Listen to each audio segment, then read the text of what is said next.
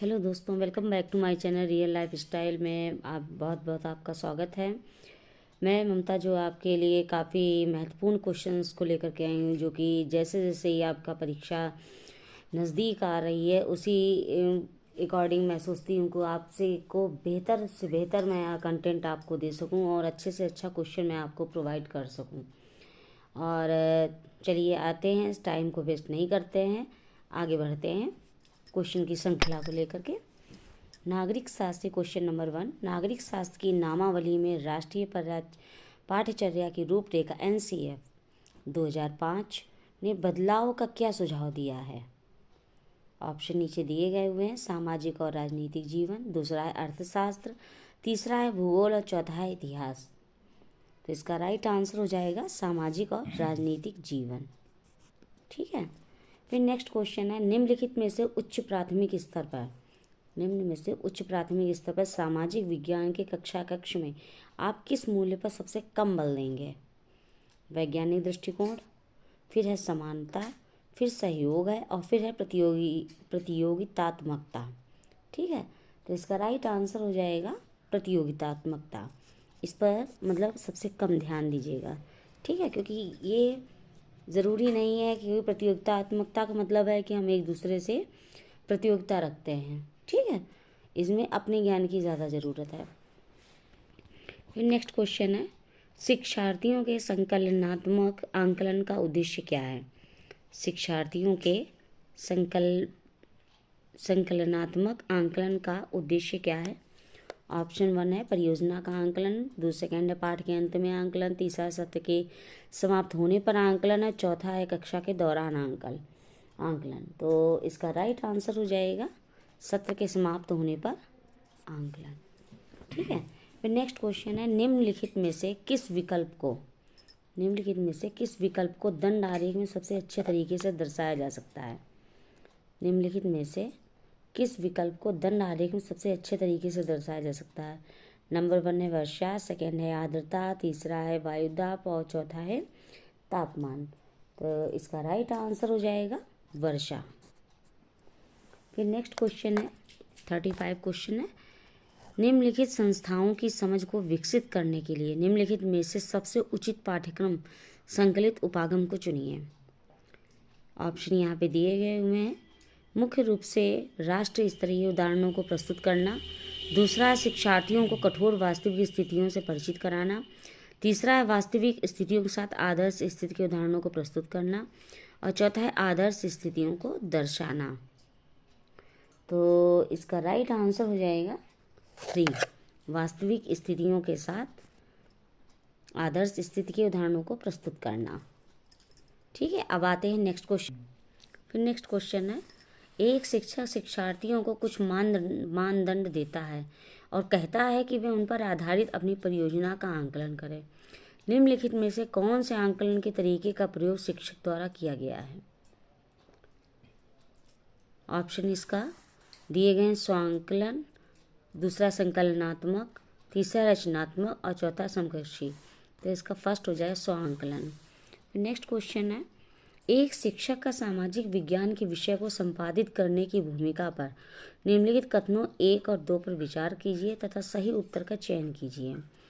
पहला दिया गया हुआ, शिक्षक सभी शिक्षार्थियों की गरिमा को अवश्य सुनिश्चित करें और संवेदनशीलता के साथ चर्चा को शुरू करें।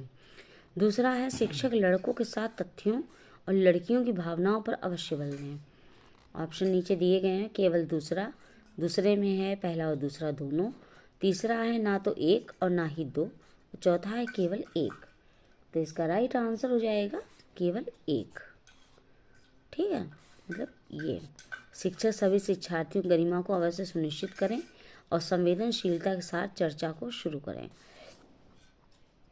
फिर नेक्स्ट क्वेश्चन है, सामाजिक विज्ञान का अध्ययन वैज्ञानिक क्यों है? ये इम्पॉर्टेंट क्वेश्चन है दोस्तों। ठीक है, देखते रहिए इनको। सामाजिक विज्ञान का अध्ययन वैज्ञानिक क्यों है? ऑप्शन 1 है, इसकी विषय वस्तु में वैज्ञानिक शब्दावली का प्रयोग है। दूसरा है, यह सामाजिक अध्ययन को विज्ञान कहने की मांग को पूरा करता है।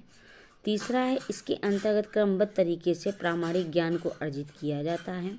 और चौथा है यह शिक्षार्थियों को समाज का वैज्ञानिक अध्ययन करने में सहायता करता है। तो इसका राइट आंसर है थर्ड, तीसरा। ठीक है, इसके अंतर्गत क्रमबद्ध तरीके से प्रमाणित ज्ञान को अर्जित किया जाता है। फिर नेक्स्ट क्वेश्चन है, आप एक वर्ष में नियोजित, अल्पनियोजित और अनियोजित ग्रामीण श्रमिक द्वारा बिताए गए समय के समानुपात को चित्रित करना चाहते हैं। निम्नलिखित में से आप कौन से आरेखीय चित्रण को चुनेंगे? ठीक है, ऑप्शन 1 है समय रेखा आरेख, दूसरा है प्रवाह आरेख, तीसरा है दंड आरेख और चौथा है चक्र आरेख। तो इसका राइट आंसर हो जाएगा चक्र आरेख। फिर नेक्स्ट क्वेश्चन है, शिक्षार्थियों को सामाजिक विज्ञान विषय में कला के माध्यम से आंकलन करने के सबसे उचित कारण चुनिए। ऑप्शन 1 है यह एक आनंददायी मूल्यांकन का तरीका है, दूसरा यह अवधारणाओं का एक व्यक्तिगत प्रस्तुतिकरण करने का अवसर प्रदान करता है, तीसरा यह पाठ्य पुस्तक में दर्शाई गई विभिन्न अभिव्यक्ति शैलियों के आनंद लेने का माध्यम है, चौथा यह शिक्षार्थियों की चित्रकला की योग्यता में सुधार लाता है। तो इसका राइट आंसर हो जाएगा दूसरा, यह अवधारणाओं का एक व्यक्तिगत प्रस्तुतिकरण करने का अवसर प्रदान करता है। फिर नेक्स्ट क्वेश्चन है, निम्नलिखित में से भूमंडलीय तापन पर हुई परियोजनाओं में कौन सा द्वितीयक स्रोत पर आधारित है? निम्नलिखित में से भूमंडलीय तापन पर हुई परियोजनाओं में कौन सा द्वितीयक स्रोत पर आधारित है?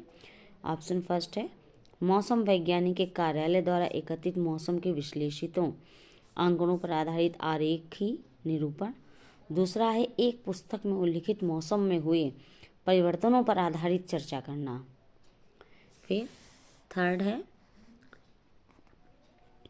भूमंडलीय तापन पर चित्रों का कोलाज बनाना, चौथा है एक क्षेत्र में रह रहे वरिष्ठ नागरिकों से मौसम में होने वाले परिवर्तनों पर साक्षात्कार।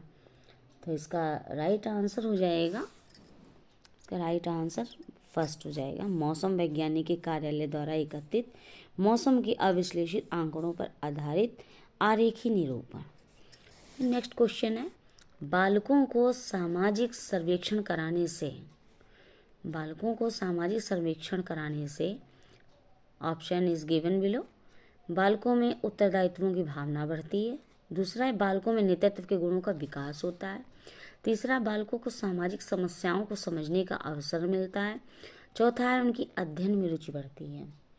तो इसका राइट आंसर हो जाएगा बालकों को सामाजिक समस्याओं को समझने का अवसर मिलता है। फिर नेक्स्ट क्वेश्चन है, निम्न में से किसके साथ सामाजिक अध्ययन का संबंध है? फर्स्ट है भूगोल से, दूसरा है इतिहास से, तीसरा है नागरिक शास्त्र से, चौथा इन सभी से। तो इसका राइट आंसर हो जाएगा थर्ड, नागरिक शास्त्र से। फिर इसका हो जाएगा इन सभी से। ठीक है, फिर नेक्स्ट क्वेश्चन है सामाजिक, ये वाला नागरिक शास्त्र गलत है, इन सभी से सभी। फिर नेक्स्ट क्वेश्चन है सामाजिक विज्ञान के शिक्षण का मुख्य उद्देश्य क्या है? 1 सामाजिक दायित्वों का प्रशिक्षण प्रदान करना, दूसरा राष्ट्रीय चेतना विकसित करना, तीसरा सामाजिक एवं प्रजातांत्रिक मूल्यों का विकास और चौथा है उपयुक्त सभी। तो इसका राइट आंसर हो जाएगा उपयुक्त सभी, मतलब ये भी हो जाएंगे, ये भी हो जाएंगे और ये भी। फिर नेक्स्ट क्वेश्चन है बालकों में सर्वप्रथम किस चिंतन का विकास प्रारंभ होता है? ऑप्शन 1 कल्पनात्मक, दूसरा प्रत्यात्मक, तीसरा है प्रत्यक्षात्मक, चौथा है इनमें से कोई नहीं। तो इसका राइट आंसर हो जाएगा दूसरा प्रत्यात्मक।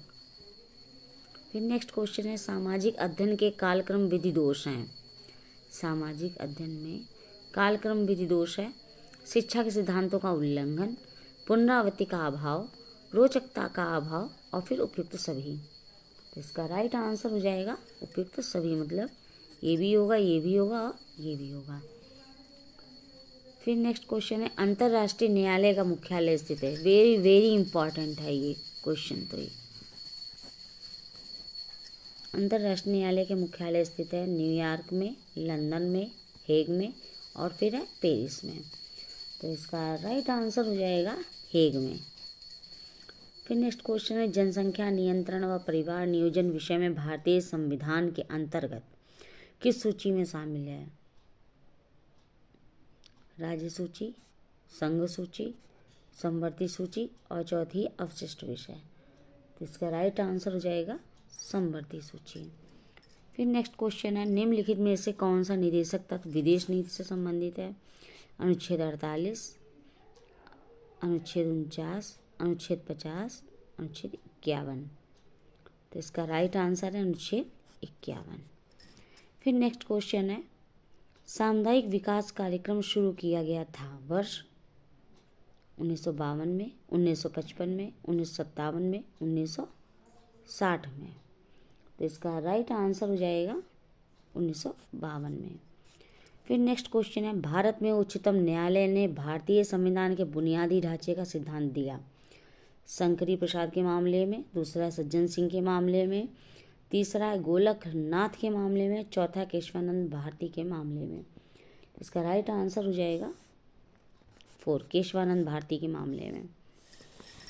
फिर नेक्स्ट क्वेश्चन है, भारतीय संविधान के किस अनुच्छेद के अंतर्गत राज्यपाल एक विधेयक को राष्ट्रपति की स्वीकृति के लिए सुरक्षित रखने की शक्ति रखता है? अनुच्छेद 52, अनुच्छेद 108, अनुच्छेद 200, अनुच्छेद 213। तो इसका राइट आंसर हो जाएगा अनुच्छेद 200। फिर ये देखिए जोड़े बनाने वाला है, सही जोड़े बनाइए। एक तरफ वनस्पति के प्रकार दिए गए हैं तो दूसरी तरफ पौधों की प्रजातियां दी गई। ये उष्णकटिबंधीय वर्षा वन, उष्णकटिबंधीय पतझड़ वन, कटीली झाड़ियाँ, मैंग्रोव वन। फिर दूसरी तरफ दिया गया सुंदरी, फिर बबूल, फिर महोगनी, फिर शाल। तो इसका राइट आंसर हो जाएगा 4। अब देखिए कैसे किसका है, ए का मैच हो जाएगा तीसरा, उष्णकटिबंधीय वर्षावन महोगनी, उष्णकटिबंधीय पतझड़ वन साल, फिर कटीली झाड़ियाँ बबूल, फिर मैंग्रोव वन सुंदरी। फिर नेक्स्ट क्वेश्चन है, मैत्री और दक्षिण गंगोत्री नामक भारत के शोध संस्थान निम्नलिखित महाद्वीपों में से कहाँ स्थित हैं? ऑप्शन है यहाँ पे अफ्रीका, फिर अंटार्कटिका है, फिर यूरोप है, फिर ऑस्ट्रेलिया है। तो इसका राइट आंसर हो जाएगा अंटार्कटिका।